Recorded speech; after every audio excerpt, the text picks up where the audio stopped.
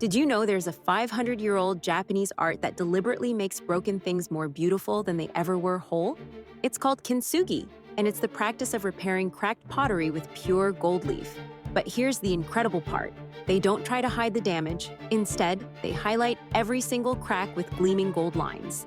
The break becomes the most stunning feature of the entire piece. These golden veins create patterns so unique that the repaired pottery becomes far more valuable than the original. In Japanese philosophy, the cracks tell the object's story. The damage isn't shameful, it's sacred. Each golden line represents survival, healing, and transformation. The pottery that was once considered ruin becomes a masterpiece. What seemed like the end was actually the beginning of something extraordinary. Just like that broken pottery, your scars and struggles aren't flaws to hide. They're the golden threads that make you irreplaceable.